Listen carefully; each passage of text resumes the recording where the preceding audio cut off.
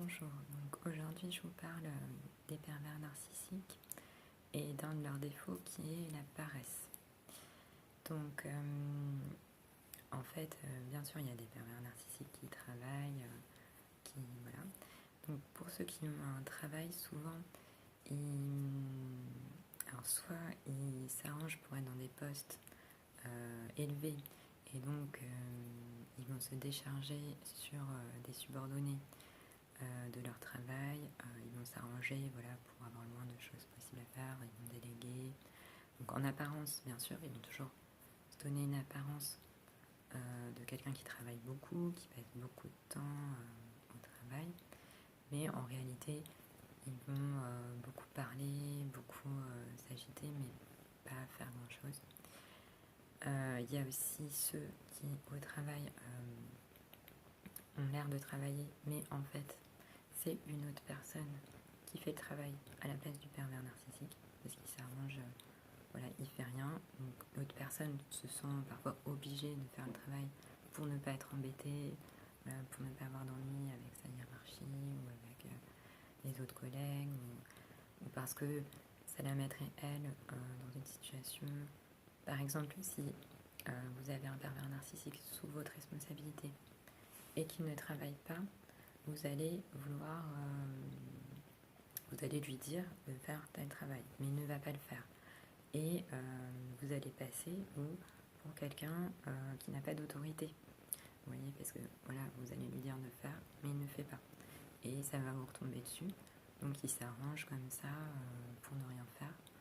Et l'autre personne se sent obligée de faire le travail pour ne pas avoir d'ennui avec sa hiérarchie, pour ne pas être critiqué, pour ne pas qu'on dise qu'elle n'a pas d'autorité.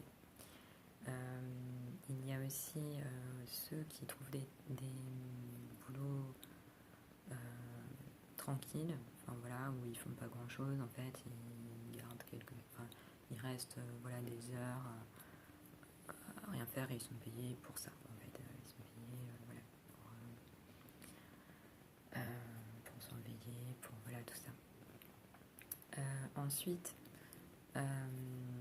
il y a les pervers narcissiques qui ne travaillent pas. Donc là, évidemment, on sait qu'ils ne travaillent pas, ils ne vont pas à l'extérieur, etc. Mais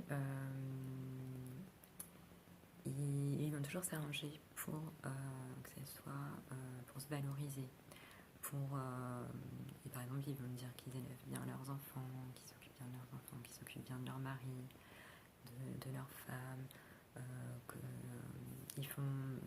on va avoir l'impression qu'ils font beaucoup de choses. Ils vont faire des courses, ils vont faire peut-être du bénévolat, et ils vont toujours s'arranger, ils vont toujours s'agiter en tout cas,